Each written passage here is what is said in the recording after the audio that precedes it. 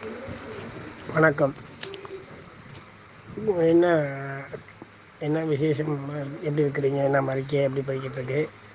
சரி, ஓகே, நல்ல விடயம். ஒன்று நிறைய விஷயம் கேட்டிருக்கிறீங்க. என்னால் சில விஷயங்களுக்கு இன்னும் எனக்கு பதில் கொடுக்க முடியாமல் இருக்குது. ஒன்று காலதாமதம், வேலை காரணமாக சில விஷயங்கள் தகவல் உங்களுக்கு தர முடியாத சூழ்நிலை. கண்டிப்பாக எதிர்வரும் காலங்களில் அது நிச்சயம் உங்களுக்கு தரப்படும்.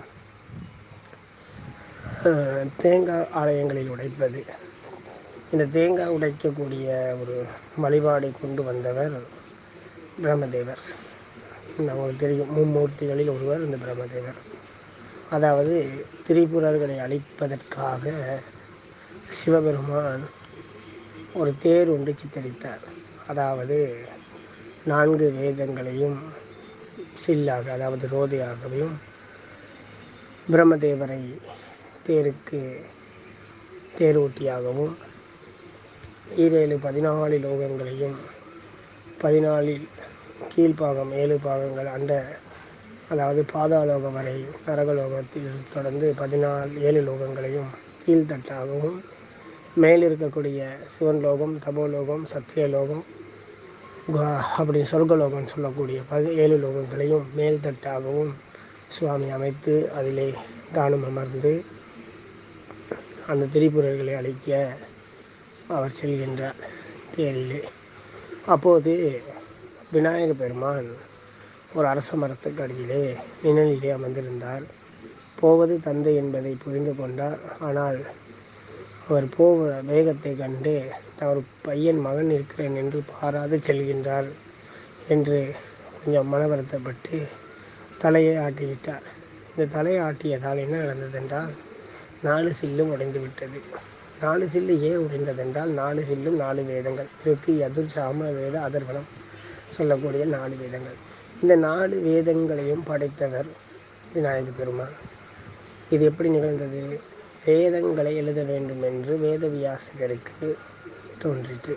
அப்போது அவர் என்ன செய்தார் என்றால், இந்த வேதங்களை யாரை சொல்லி எழுதி வைக்கலாம் ரைட் என்று முடிவெடுத்து விநாயக பெருமான் அருளாலே இதை செய்யலாம் என்று முடிவெடுத்தார். அப்பொழுது வேதங்களை ஒவ்வொன்றாக எழுத நிறைய மை வேண்டும், நிறைய அந்த எழுத்தாணி வேணும். அந்த காலங்களெல்லாம் எழுத்தாணி கொண்டு தான் எழுதுவாங்க.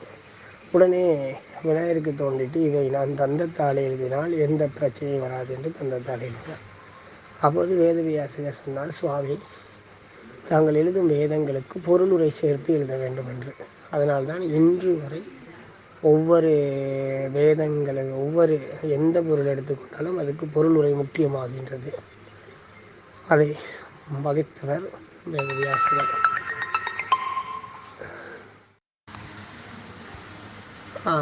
அதுக்கு பிறகு அந்த தேவர்கள்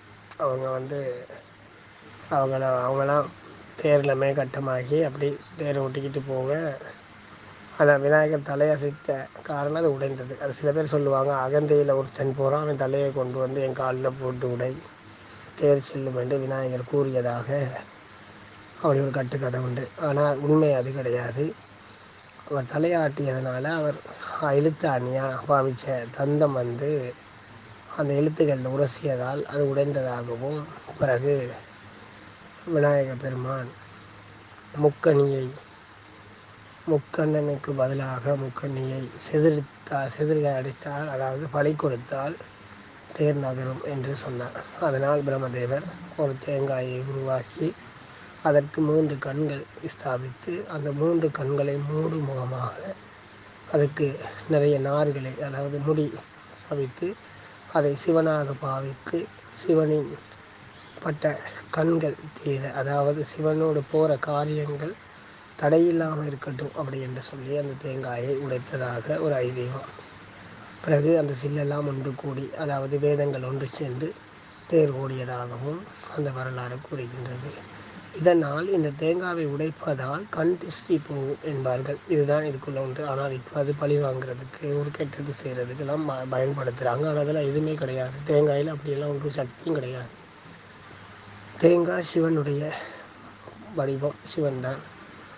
அதை நாங்கள் சிதறுமாறு அடித்தால் எங்களுடைய கண் திருஷ்டிகள் போகும். அது அன்றாடம் அடித்தாலும் சுபிட்சமாகும். இது பிள்ளையாருக்கு மாத்திரம் மட்டும்தான் தேங்காய் உடைக்க வேண்டும். எந்த கடவுளுக்கும் தேங்காய் உடைக்கக்கூடாது. தேங்காயை இறைவனுக்கு முன் கத்தியால் 2ஆக உடைத்து, அதாவது வெட்டி இல்லை உடைத்து இறைவன் முன் படைப்பது என்னுடைய பிடிவாதத்துக்குள் இருக்கக்கூடிய ஆணவம், கர்மம், மாயின்னு சொல்லக்கூடிய மும்மலங்களால் சிக்கி கொண்டிருக்கும் இந்த மனதை உனக்கு படைக்கின்றேன். அதுதான் அங்குள்ள தேங்காய். அந்த ஆணவம் ஓடினாராகவும், கர்மம் நாங்கள் செய்யக்கூடிய பந்த பாசத்தோடு இருக்கிற அந்த ஓடாகவும், மாயை என்று நாங்கள் மறைந்திருக்கக்கூடிய அந்த தண்ணி, அதையும் இறைவன் பாதத்தை அழுவூற்றி அவனை என்னை நீ உனக்கு அர்ப்பணம் என்று சொல்லி அந்த தேங்காய் வெள்ளை மனது எனக்கு இருக்கிறது, தூய்மையான மனசாக என்னை மாற்றி உன்னோடு சேர்த்துக்கொள் என்று சொல்வதற்காக தான் இறைவனிடம் தேங்காயை படைக்கின்றோம். அது நிவேதியம் அல்ல. அது நிவேதியமாக படைத்தால் அது ஒரு காரணமாக உருவாக்கிவிட்டார்கள். இறைவனுக்கு முழு தேங்காவையும் படைக்கலாம். அதாவது நாளிகையிடம் என்று சொல்லக்கூடிய நாளிகையிட கண்டம் என்று சொல்லக்கூடிய அந்த தேங்காயை இறைவனுக்கு முழுசாக படைத்தாலும் அது அர்ப்பணம், தன்னையே இறைவனுக்கு கொடுத்ததாகும் ஐதீகம். இதுதான் இந்த தேங்காய் இறைவனுக்கு சமர்ப்பணத்துக்கு உள்ளது. இந்த தேங்காயை கொண்டு திஷ்டிக்காக வாசலிலே கட்டுவார்கள். இப்போதுதான் பூசணிக்காய். முன்பு காலங்களில் இந்த தேங்காயை சுற்றி வர நிறைய நூல்களால் முடிந்து அறாதவாறு இதை கட்டி விடுவார்கள். முக்கணி 1 வருட காலத்திற்கு கெடாமல் இருப்பதால் இது திஷ்டி போக்கும் என்பது ஐதீகம். இந்த மாதிரி அதுதான் அந்த 3 கண்களில் அந்த ஞான கண்ணான 3வது கண்ணை திறந்து அதிலே நெய் நிரப்பி கொண்டு போய் ஐயப்பனுக்கு அபிஷேகம் செய்கின்றார்கள். இதை சிவபெருமானும் சேர்ந்து இந்த நெய் அபிஷேகத்தில் கலந்து கொள்கின்றார் என்பதை ஒரு நினைவூட்டுவதாகவும், நெய் என்பது மகாவிஷ்ணு கமலகண்ணன், இந்த அரியும் அரணும் சேர்ந்ததால் அங்கு அரிகரசுதன் என்ற ஐயப்பனை நாங்கள் வணங்குகின்றோம் என்பதற்கு இது ஒரு உதாரணம். இப்படி நிறைய சொல்லிக்கொண்டே போகலாம். தேங்காவால் என்றைக்கும் கெட்டது நேராது, நல்லது மட்டுமே நேரும். நாம் ஒருவர் கெட்டு போகட்டும் என்று ஒரு தேங்காயை அடிப்போமானால் அவருக்கு நாம் ஏதாவது தீங்கு செய்திருந்தால் முதலில் அது எங்களை தாக்கிவிட்டு தான் பிறகு அவர்களை தாக்கணுமா வேண்டாமா என்று அவருடைய புண்ணிய பலனுக்கு போல் அது பலன் தரும். அதுவும் மாந்திரிக ரீதியாக மாற்றியிருந்தார். சர்வசாதாரணமாக போயிட்டு அவன் நாசமாக போகட்டும் அப்படின்ற வார்த்தையை சொல்லி அடித்தால் அங்கே ஒன்றுமே பலிக்காது. அது எங்களை தான் மீண்டும் துளைக்கும். ஏனென்றால் இந்த நாசமாக போகட்டும் என்ற வார்த்தையை நாம் சொல்லும்போது இது நம்ம குடும்பத்தை ஒருவரை தாக்கும். அதனால் எந்த ஒரு தீங்கு செய்தாலும் தேங்காவால் செய்ய முடியாது. அப்படி தேங்காய் செய்ய முடியும் என்றால் அது மாந்திரீகம் ஒன்று தான். மற்றதெல்லாம் வசிய யோகம். வசிய யோகமும் சிவனால் ஒன்று செய்ய முடியாது. சிவனை மட்டுமே ஐக்கியமாக்கி கொள்ள முடியும். அதனால் எதை செய்தாலும் தேங்காயை கொண்டு பரிபூரணமாக செய்யலாம். இந்த தேங்காயை கொண்டு செய்யக்கூடிய எல்லா காரியங்களும் பரிபூரணத்துவம் ஆகும். தன்னுடைய மனைவி கர்ப்பவதியாக இருக்கும்போது 6 முதல் 9 வரை நிறமாத கர்ப்பிணியாகும் காலங்களில் தேங்காய் உடைக்கவோ தேங்காய் செதிர்க்கவோ கூடாது. அது தேங்காய் சமையலுக்கு உடைக்கலாம், தவறு இல்லை. அதுவும் கர்ப்பிணி பெண் உடைக்கக்கூடாது.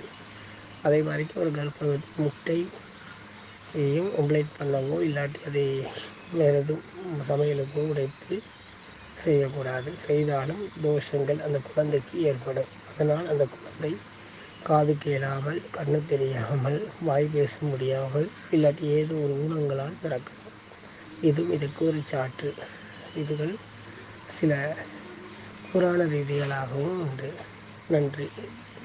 எதிர்வருங்காலங்களில் நிறைய இது போன்ற நிறைய நல்ல விஷயங்களுக்கு நாம் பதில் தருவதற்கு காத்திருக்கின்றோம். நன்றி.